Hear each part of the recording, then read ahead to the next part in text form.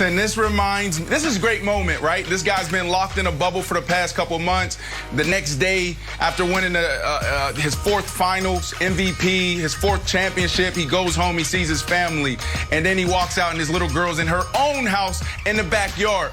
But it reminds me of when I was sitting in Michigan Avenue in my apartment in Chicago, Illinois, and I was on YouTube, and I saw Steph Curry.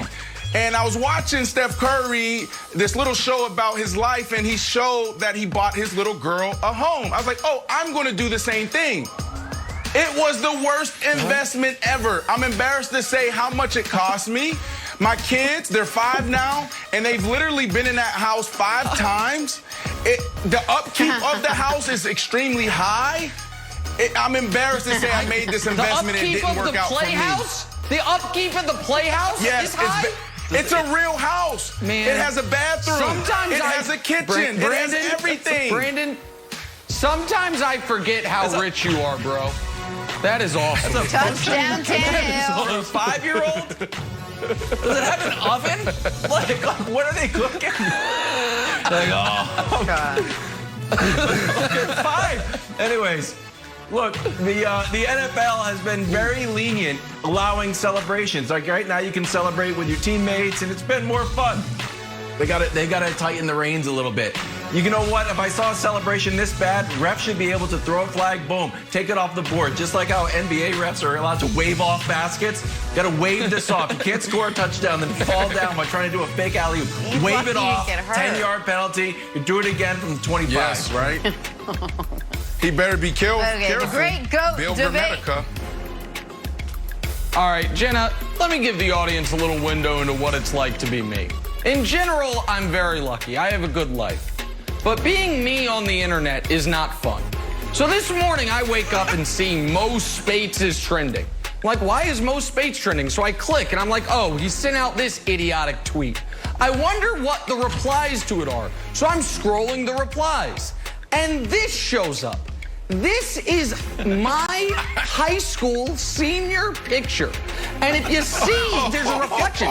Someone who currently goes to my high school took a picture in the hallway of me and then put it on the internet in order to mock me. LeBron fans saying, who cares what Mo Spates has to say, but turn around and listen to this man. That's me. So cute.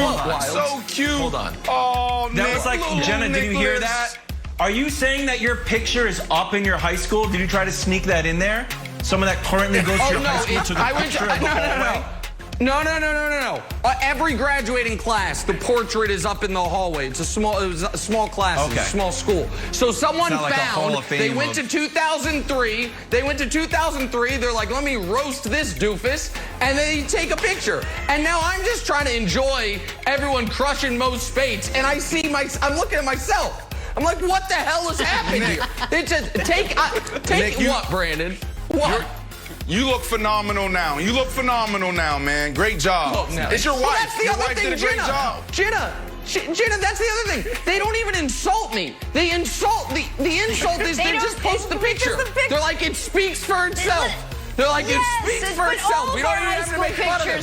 Just look at it. You're a very good-looking man. All of our high school pictures speak for themselves. Game 1, Braves-Dodgers. Ozzie Albies up at the plate for the Braves. Hits a home run. Goes all the way back to the bullpen where Mark Melancas, the other pitcher, warming up, looks at the ball coming his way, makes an unbelievable catch. When does that happen? When would that ever happen again? How about 24 hours later? Ozzie Albies at the plate, hits a home run, goes all the way into the bullpen where Mark Melancas is warming up. What does he do? Runs over, makes the catch.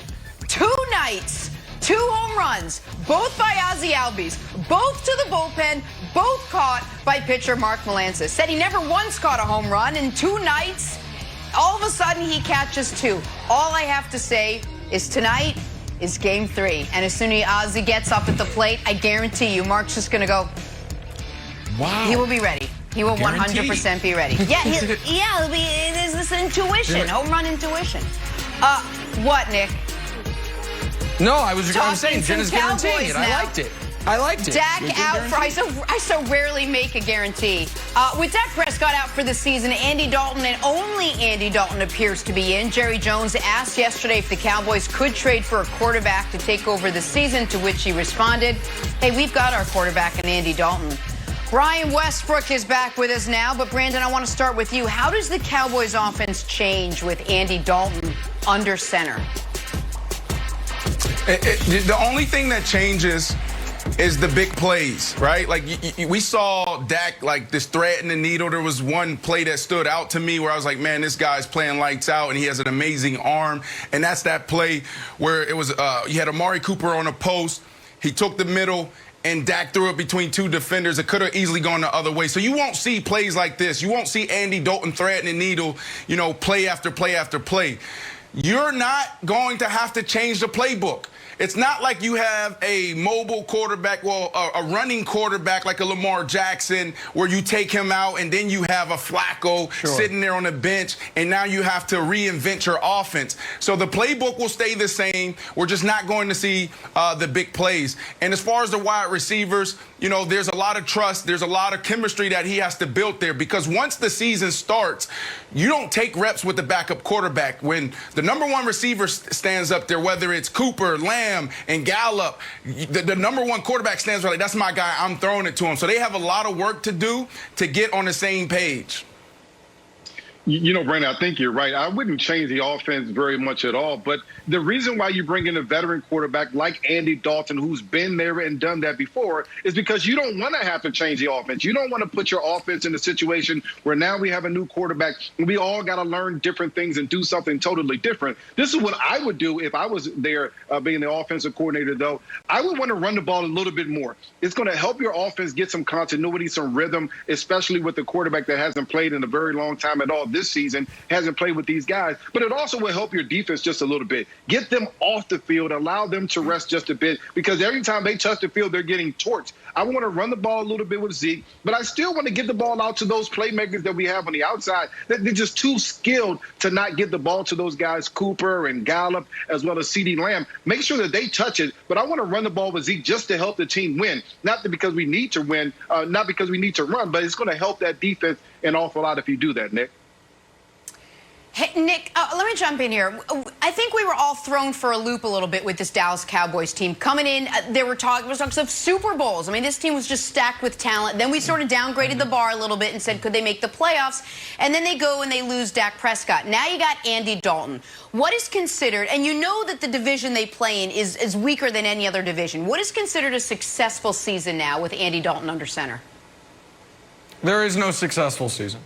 This is a season from hell for the Cowboys, and the only thing that has the only saving grace is they're in. Wild says the Chiefs played the JV Patriots. They are in the Division II division.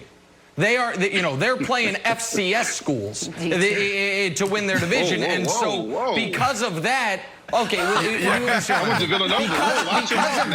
Watch it.